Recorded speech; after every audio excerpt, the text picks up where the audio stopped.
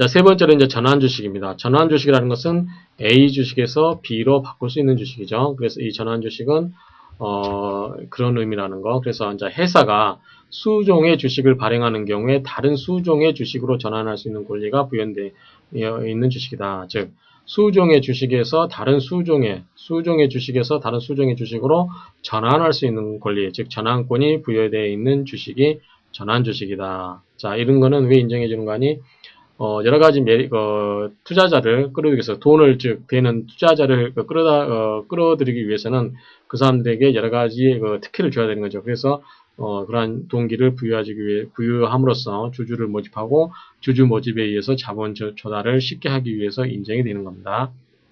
자, 전환 주식을 발행하려면 상환 주식과 비슷하게 회사는 정관에, 자, 정관은 항상 있어도 그래야 된다 그랬죠. 그래서 우선주는 뭐가 있을 때? 우선주는 정관에 기재가 있을 때 하나다 이렇게 말씀을 드렸습니다. 그래서 역시 전환 주식도 정관에 전환을 청구할 수 있다는 뜻, 그 다음에 전환의 조건, 그 다음에 전환 청구 기간, 전환으로 인해서 발행할 주식의 수와 내용을 기재해야 되며 상환 주식처럼 주식청약서, 신주인수권증서, 주주명부, 주권 등에도 기재를 하도록 하고 있습니다. 이건 공시가 되겠죠. 자, 그러면 전환 절차를 어떻게 하느냐. 자, 주식의 전환을 청구하는 자는 언제든지 청구서 2통에 주권을 첨부하여 회사에 제출한다. 자, 현재 A라는 주식으로 발행되어 있는데 이 주식을 B라는 종목으로 바꾸고 B라는 수종의 주식으로 바꾸고 싶다. 그러면 회사에 2통의 이 청구서에 이 주식을 첨부해서 이 회사에 제출하게 하면 됩니다. 그러면 이제 청구가 이렇게 하게 되면 효력이 언제 발생하느냐? 자, 전환 청구를 하면 바로 효력이 발생합니다. 자, 이때 청구를 하게 되면 이때 효력이 발생한다는 거죠. 이때 회사가 그 조치를 취해줘야만 회사가 조치를 취했을 때만 그 주식이 전환된 게 아니고 바로 청구하면서 효력이 발생하는 거. 이걸 뭐라고 그랬죠? 형성권. 즉 일방적 의사표시에 의해서 권리가 생기는 거. 이것이 바로 형성권이다라고 이렇게 말씀드렸습니다. 전환 청구는 주주명부 폐쇄 기간 중에도 할 수 있으나 그 기간 중 전환된 주식의 주주는 그 기간 중에 총회 결의의 의결권 행사가 불가능하다. 그래서 주주명부 폐쇄라든가 기준일 제도라는 것은 어떤 권리를 행사할 수 있는 주주를 특정하기 위해서 인정된 제도입니다. 그래서 전환 주식 같은 경우는 그 기간 중이라 할지라도 전환 주식은 되지만 이미 의결권을 행사하기 위해서는 그 전에 주주총회 소집 통지도 하고 여러 절차를 밟을 과정이 되죠. 그렇기 때문에 그 전환 청구와 동시에 바로 그 의결권을 행사할 수는 없고 그 행사권이 불가하다 이렇게 해석하시면 됩니다. 그 다음에 전환권을 행사한 주주의 이익이라든가 이자의 배당 이런 경우는 영업연도 말에 전환된 것으로 의지한다. 그 다음에 정관의 규정이 있으면 직전 영업연도 말에 전환된 것으로 본다. 이렇게 돼 있죠. 자, 무슨 소리냐면 이게 직전연도입니다. 직전연도, 전년도 배당, 기준일이고요. 영업연도 말. 자, 이번이 이제 이게 올해입니다. 올해의 말입니다. 그러면 이제 이거 배당 같은 경우 우선 배당을 한다든지 그런 경우는 배당을 해야 되는데 예컨대 오늘 날짜가 예컨대 뭐 8월 1일이다. 예를 들어서 이렇게 가정을 합시다. 그러면은 이제 이때 전환을 해서 주식 종류가 바뀌게 되면 그 배당 내용도 다를 수 있잖아요. 예컨대 그전에 8% 인정하던 거를 예컨대 이번에는 뭐 2% 인정한다든지 여러 가지 다르고 주식에 따라서 다르기 때문에 그러면 주식 배당을 할 때, 자, 이때에서 여기까지 기간은 8%로 하고, 또 이때에서 여기까지는 2%짜리로 계산해가지고 배당금을 연말에 정해주자. 이렇게 하면, 그게 원칙이겠죠. 그래서 이 8월 1일이라는 기점을 해서 이렇게 배당을 해주고, 이렇게 배당을 해주는 게 원칙이지만, 그러면 날짜별로 일할 계산을 해야 되죠. 그래서 전체 1년 중에 며칠은 이거고, 며칠 중에 이거 해가지고 전체 계산을 해야만 됩니다. 그럼 이렇게 되면 회사가 굉장히 업무가 번거롭게 됩니다. 그래서 그런 경우는 어떻게 하냐면, 아예 이때 전환된 걸 해버리면 이 기간에 대해서는 똑같이 동일한 조건으로 이렇게 배당을 한다든지 그 적용을 또 동일한 기준을 적용받으면 되는 거죠. 이렇게 하면은 되는 거죠. 그래서 이 영업연도 말에 한 것으로 의지되는데 만약에 정관의 규정이 있으면 비록 이때 했다 할지라도 이때 전환한 것으로 할 수 있다 이 말이죠. 이때 전환한 것으로 할 수도 있다라고 하는 것은 뭐 이때 하는 거나 이때 하는 거나 뭐 이 차이가 둘 다 이 연도말로 끊어지기 때문에 1년 단위로 끊어지기 때문에 계산은 수월하다. 즉 계산이 수월하다. 수월한 점이 있다. 그렇지만 이때 하게 되면 뭐 특별히 누구에게 더 유리한다든지 그런 경우는 인정할 수 있는 거죠. 그래서 이런 경우는 인정이 된다 뜻입니다. 그 다음에 전환주식에 설정된 질권의 효력은 전환으로 인하여서 발행되는 신주식에 의해서 미친다. 이게 무슨 소린가 하니 여러분들이 아마 물권법 시간에 물상대의성에 대해서 공부하셨을 겁니다. 그래서 물상대의성이라고 하는 건데 예컨대 이러이러한 물건에 대해서 질권이 설정됐습니다. 쉽게 질권이 설정됐습니다. 질권이 설정되는데 이러이러한 것은 질권이 설정되는데 이 물건이 어떻게 바뀌었습니까? A라는 주식이 뭘로 바뀌었습니까? B라는 주식으로 바뀌었잖아요. 그럼 여기에 담보가 잡혀있는 질권이 여기에서도 그대로 살아있는 거죠. 그렇죠?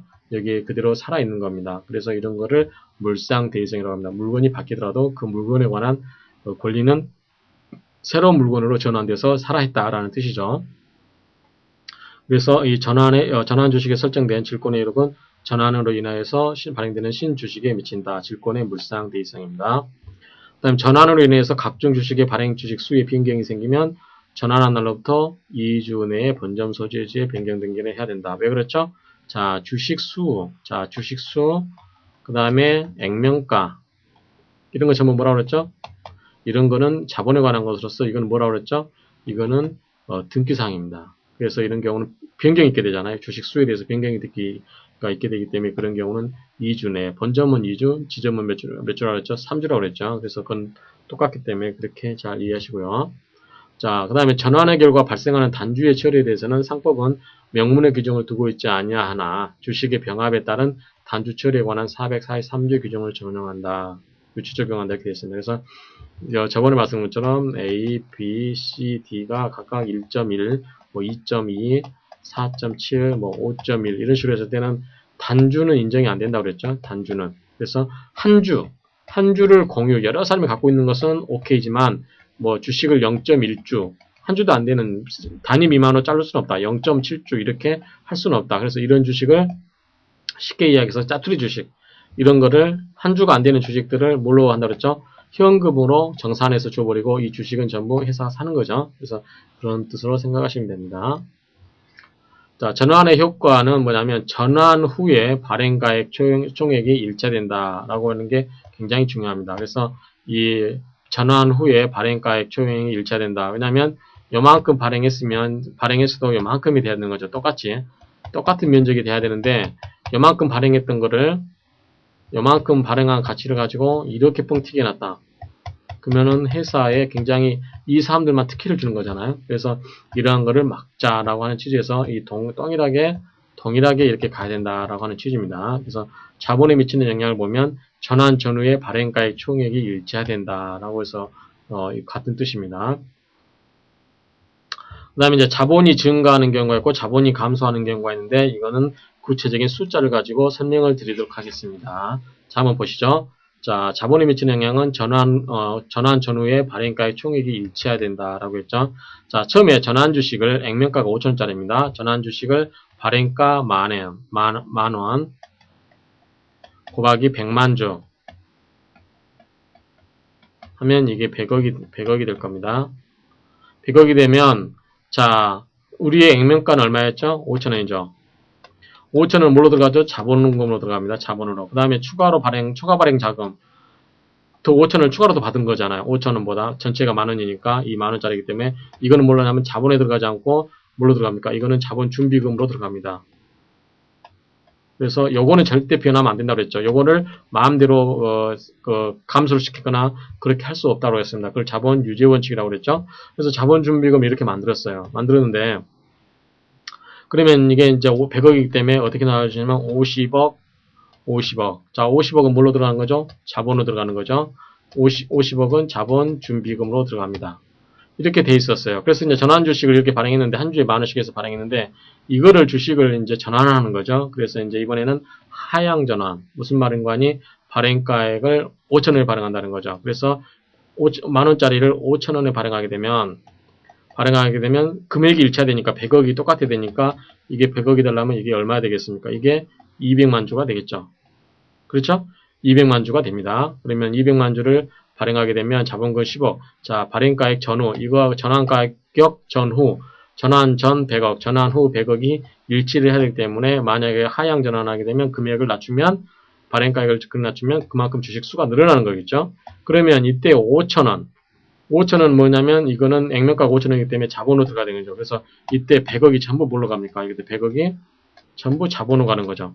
그래서 이때 자본 준비금이 뭘로 간다? 자본 준비금이 자본으로 전환돼서 전부 자본금이 100억이 됩니다.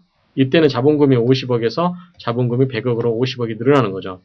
반면에 이제 전환을 하는데 이제 이걸 상향하는 거죠. 만원짜리를 얼마에? 2만원에. 2만원의 자본을 발행가를 올려버리면 이제 그만큼 발행주식 승수는 똑같이 발행 전후 가격이 똑같이 100억이어야 되기 때문에 50만 주로 줄어들죠. 그러면 자 2만원 중에서 자본액은 5천짜리고 나머지 15,000원짜리는 준비금에 들어갑니다. 그래서 50만 주 이렇게 되겠죠. 그러면 이게 어떻게 되냐면 자본은 어떻게 됩니까? 자본은 5천원 곱하기 50만 주에서 25억만 자본이 되고 그 다음에 이건 75억 자본 준비금은 75억이 됩니다. 이렇게 되는 거죠. 그래서 이때는 자본금이 25억으로 감소되고 준비금이 75억이 된다. 그래서 어찌됐든 이 자본에 미치는 영향은 발행가액 총액이 일치해야 된다라는 뜻입니다. 그래서 자본이 증가하는 경우는 하향했죠. 그래서 아까 얘기한 것처럼 만원짜리를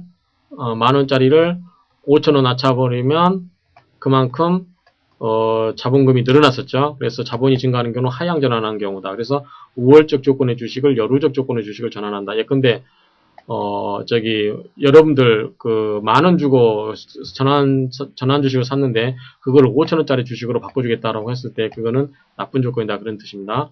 자본이 감소하는 경우, 자 상향 전환은 우리 상법에는 이제 규정이 없지만은 이 금지 규정이 없지만 이거를 유효라고 보는 설이 있는데 이때는 이제 아까 말한 것처럼 자본이 얼마로 들었죠?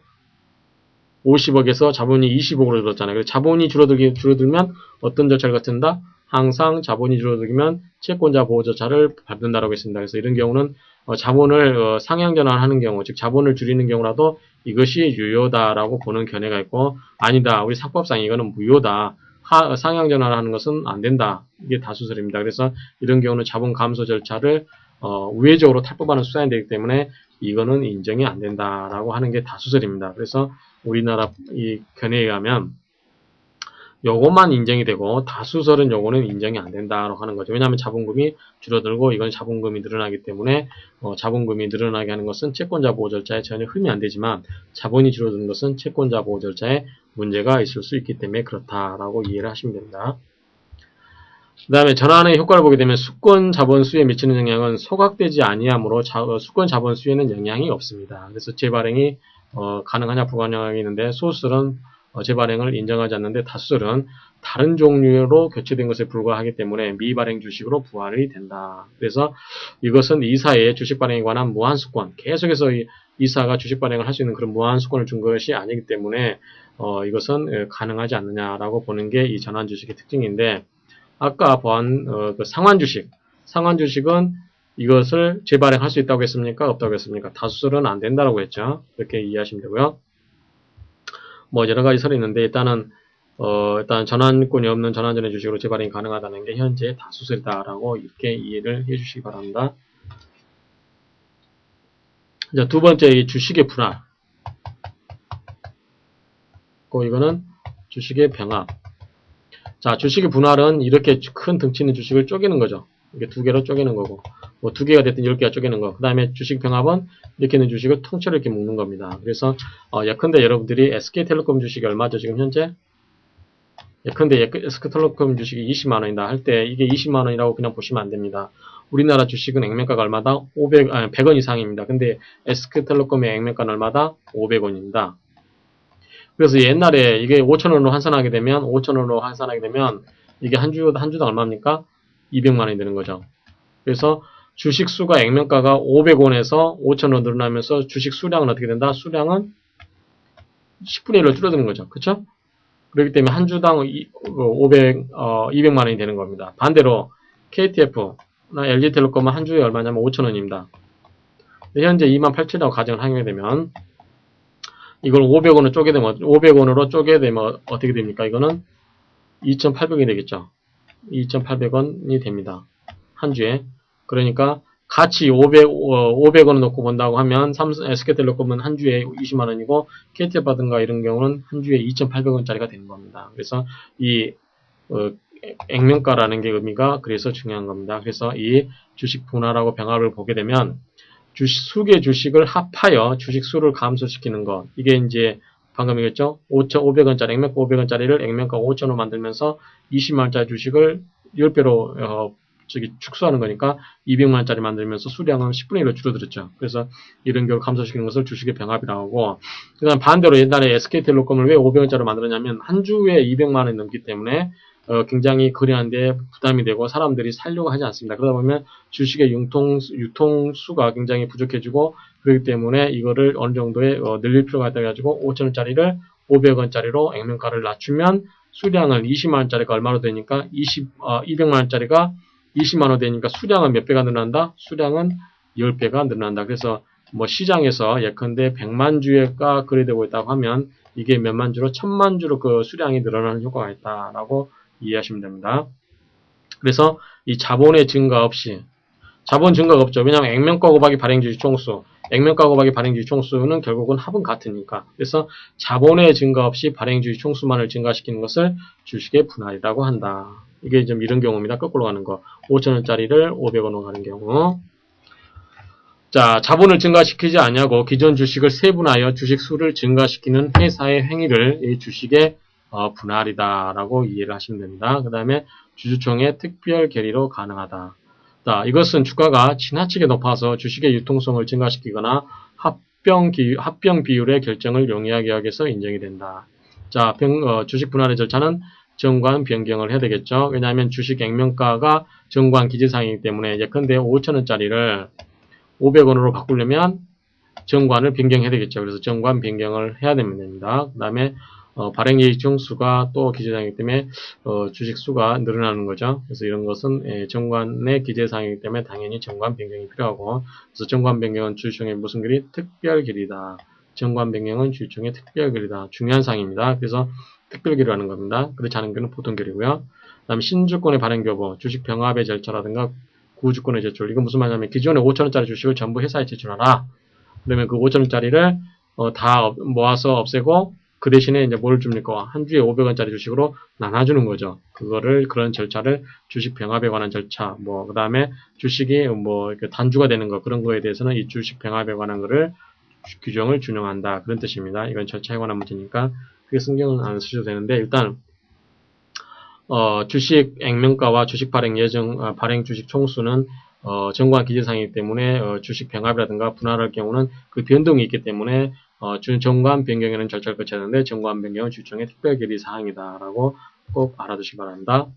자, 분할의 효과는 회사는 주주에 대해서 신주식을 발행하여 교부하고 발행주식 총수 증가 및 이에 따른 변경 등기를 한다. 방금 설명드렸고요. 그렇지만 회사의 자본이나 재산에는 변동이 있다 없다? 없습니다. 그 다음에 주식 병합이라고 하는 것은 이제 이렇게 주식 2,500원짜리를 합쳐가지고 어떻게 한다? 5,000원짜리를 만들어서 한 주로 발행한다. 그렇죠? 그럼 주식수가 이게 너무나 많아서 귀찮을 때 그냥 주식을 병합하겠죠? 아니면 주식을 소각하기 위해서 하는 경우도 그런 경우에 해당될 수 있습니다. 자, 위를 보면 수개의 주식을 합하여 그보다 작은 수의 주식으로, 자, 예컨대 500원짜리가 예컨대 100만 주였다. 그러면 이걸 5,000원짜리로 바꾸게 되면 5,000원짜리 바꾸게 되면 몇만 주죠? 10만 주가 되는 겁니다. 그래서 그보다 적은 수의 주식으로 하는 것이고, 이때 자본 감소의 경우 합병 당사자가 간의 재산 상태가 다를 때 일주의 권면액을 인상하고자 할 때, 자, 이 경우 해당되죠? 일주의 권면액 500인데 이거를 5,000원 인상하고자 할 때, 그 다음에 자본 감소의 경우, 이런 경우는 이제 한 주에 100원, 200원밖에 안 되는 것들을 주식을 소각하고자 할 때 이거를 한꺼번에 10배로 해서 500원짜리를 10주 모아서 5,000원 이렇게 모아가지고 소각시키는 경우, 그런 경우에 해당됩니다. 자, 절차는 주주총회 결의가 있어야 되겠죠.